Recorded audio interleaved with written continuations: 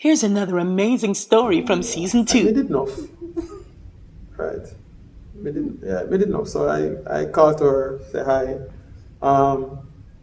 This little Swiss knife I had as well. Helpful because I used to help her with some of her assignments. That's some things that you have to cut her. The geography. So. Geography, right. Okay. So I helped her a few assignments.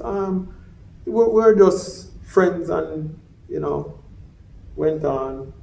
And I remember when I said to her, hey, let's be more than those casual friends. She didn't look at me and say no, but I'm not paying no mind. Because, she I had to show her that eventually she saw a good thing. So there wasn't any interest initially. We were just friends. Very, very good friends.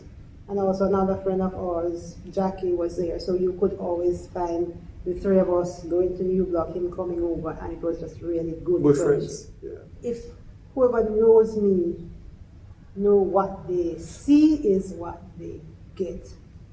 And I'm not getting into anything if I'm not in it. So from day one, he knew exactly where I stood, what my values were, what I was thinking. And in that case, he knew that, well, look, I am not playing around. We're getting into it.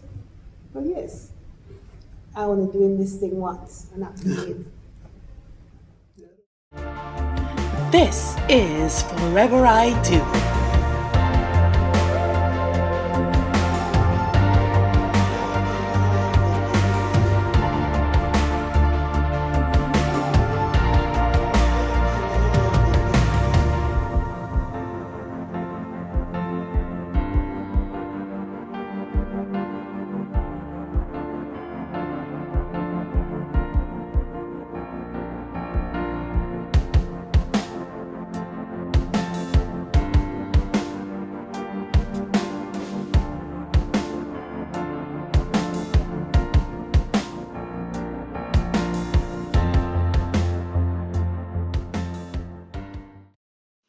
After 30 years of marriage, love is much more than a noun.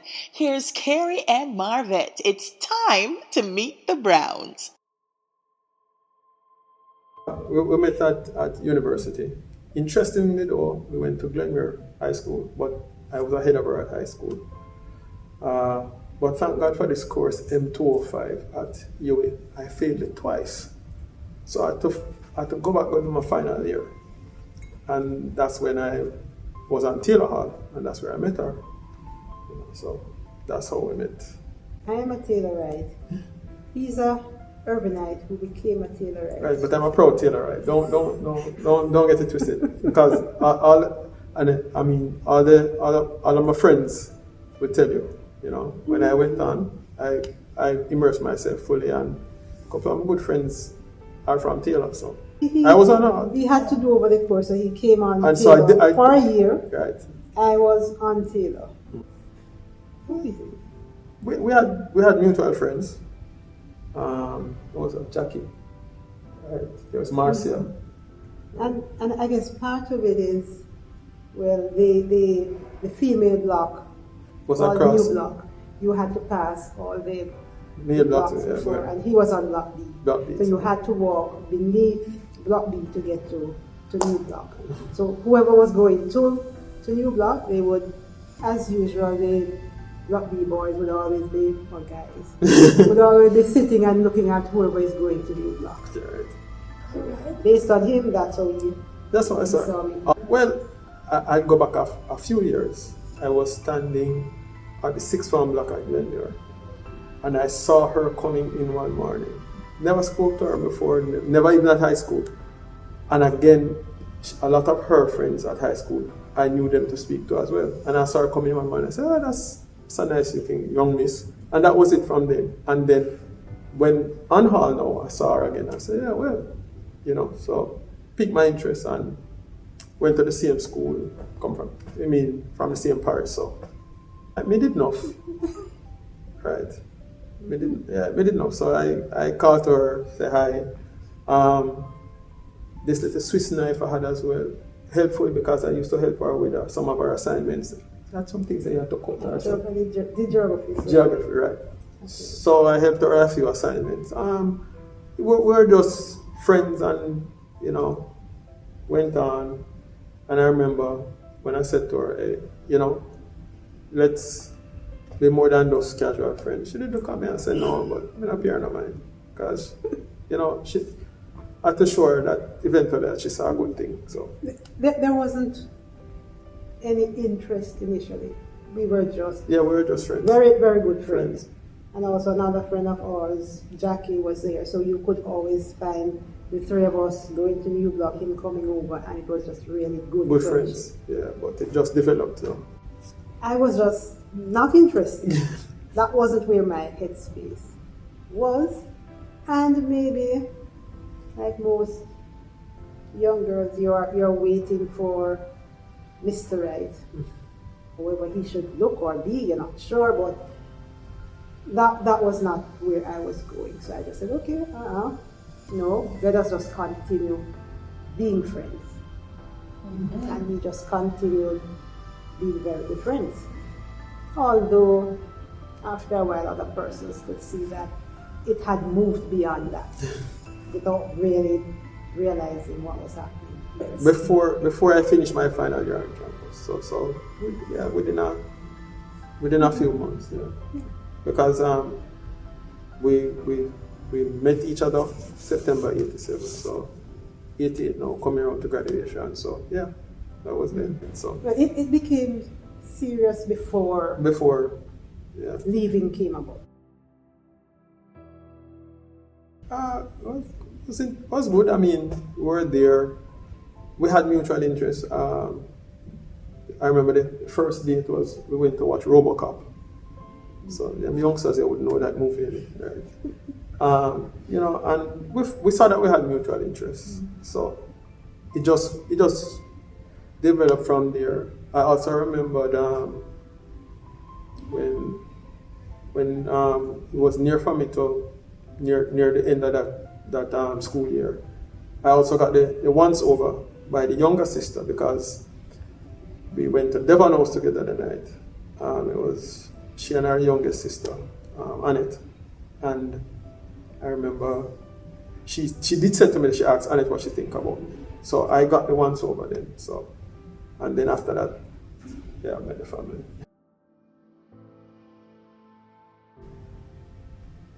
I didn't have to lay it on the table to say this is it. Because as I said, if whoever knows me know what they see is what they get. And I'm not getting into anything if I'm not in it. So from day one, he knew exactly where I stood, what my values were, what I was thinking. And in that case, he knew that, well, I am not playing around. We're getting into it. Well, yes, I only doing this thing once, and not doing it there and everywhere. Well, I guess by that time, my father died when I was about 9 years old. So it was more my sisters from a large family. So I had 5 sisters and a brother and my mother. And he met Annette first, and then I remember holidays coming down. I invited him around to my house, both from Clarendon, but he's from southern Clarendon. I'm from in Maple area, and he came by, met my mother, my other sisters, and well, they seemed pleased with him. They didn't have a problem with him. He presented himself very well to them. And I think part of it is my sisters, they know me and know that when I get into something, I am not getting into anything frivolously. I am serious about anything. So once I take someone home, they knew that this wasn't a fly-by-night. I had never taken anyone home before.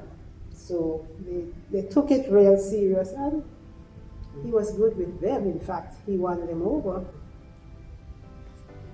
But just to follow up what she said, she was the first and only person I could come to meet my parents.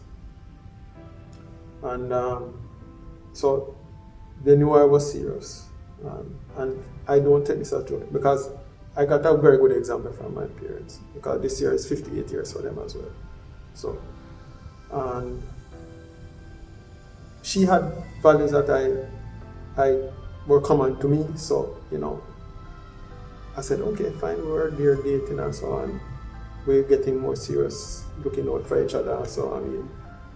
So it wasn't so much of a collective per se. Fine, I remember telling my parents and they say, you sure? I said, yeah, man. So I decided, okay, fine, I'm going to propose to her. And I never felt she would have said no. So. And in fact, he spoke to my sisters, because by that time, when my mother had died on my last year on campus, so she wasn't around. So he had spoken to my sisters before, so they knew that this is what he was planning before I knew that, okay, it is coming up, and they were quite okay with it. I said, as you see, what you see is what you get. Marvette isn't pretentious.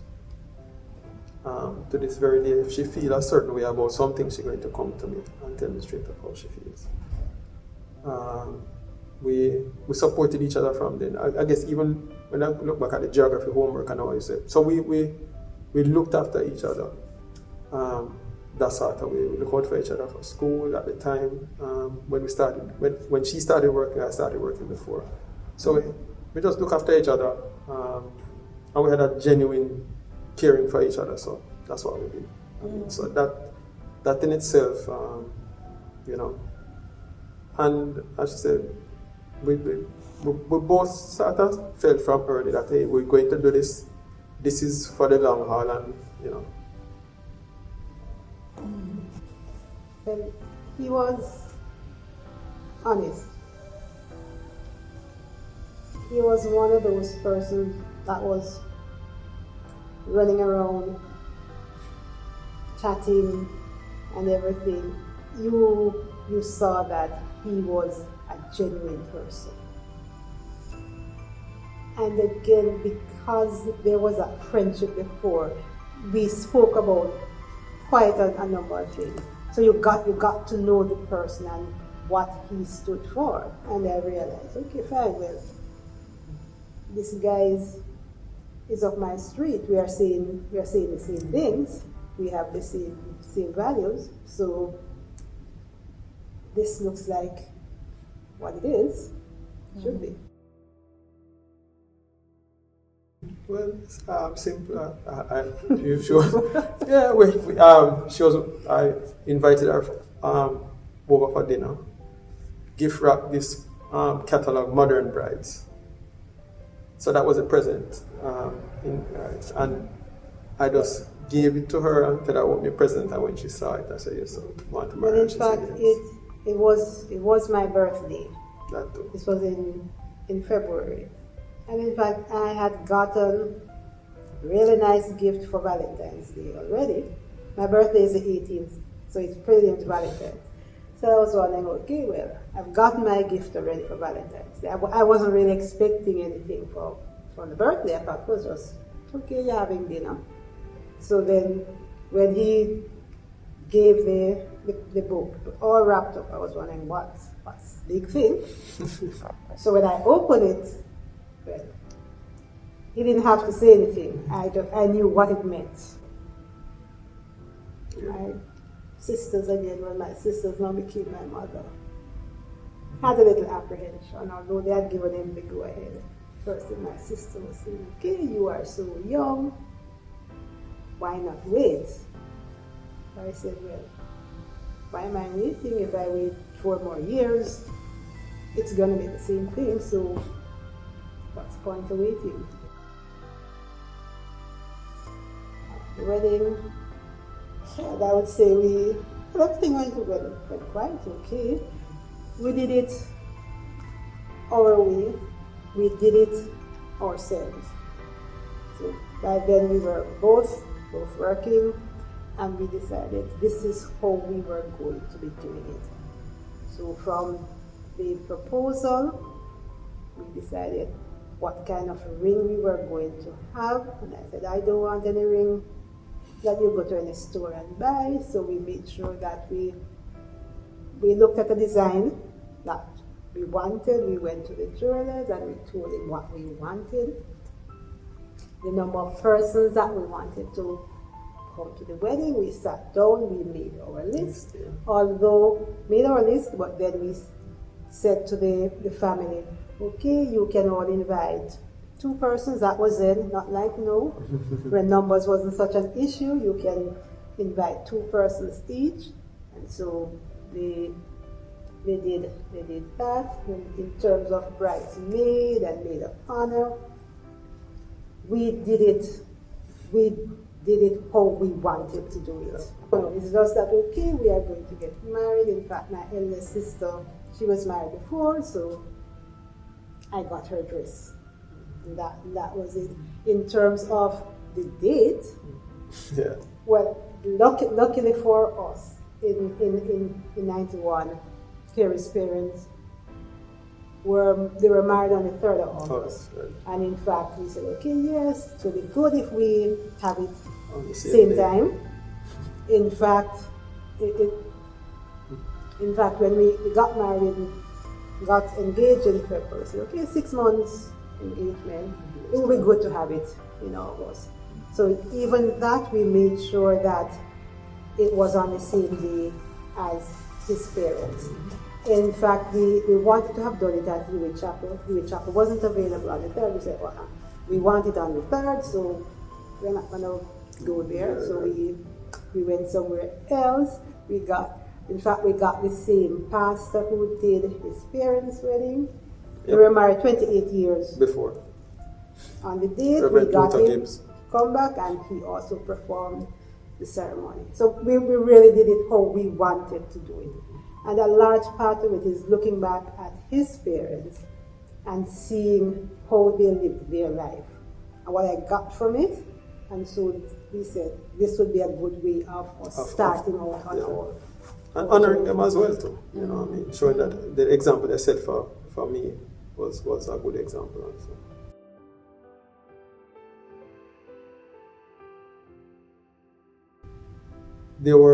We had certain things I said in common before, but there were certain differences, and we just had to work through them. I would say she's the neat one. I'm not the neat one, so we had to work around that. Right? I had to deal with that, and then there are some truths to it in that she was right with several things. So you just say, okay, fine, you have to roll that way. I might be fussy about some other things that she's not as fussy about. But we just have to put in the work. I mean, we have differences and different things, but at the end of the day, we try and come back to a common place and say, okay, fine, this is how we're going to do it going forward. So. But one of the things is, for me, you have to know, look into yourself and say, okay, fine, you were wrong, sorry, or maybe you were right, and you wheel and come again, as they would say, come and say, okay, fine, let's start this again. This is the situation. This is how I see it. This is how you see it. She's in that area. She's a better, we say, communicator than I. I mean, I guess sometimes you would say typical. Me, sometimes I would just sit quietly. But I mean, over the years, I talk more when it comes to those conflict situations, and because of that, that's why it works. I think I in terms of the conflict, I'm the pushy one. So while he will let it slide, I am harping on it. Sometimes maybe too much, but I would be the one to say, well, I don't like that. This is what happened. And don't get me wrong, not every time it was resolved. The upset and the anger was always there, but at the end, even 2 or 3 days after, you realize you had something bigger than that disagreement. So even if it wasn't resolved then, you still worked on it, trying to let it work. Well, the thing about it is that I wouldn't say you discover something different, but you realize she had integrity from day one, and she kept her integrity. Right? So she don't waffle and waver on certain issues. You know? And the same person 30 years ago is the same person now when it comes to certain issues. This is her belief, this is her belief system, and that's so. So for me, that is refreshing, because you have a partner who's consistent. So you don't have to be guessing and say, okay, fine. What is the thought going to be on this subject this time?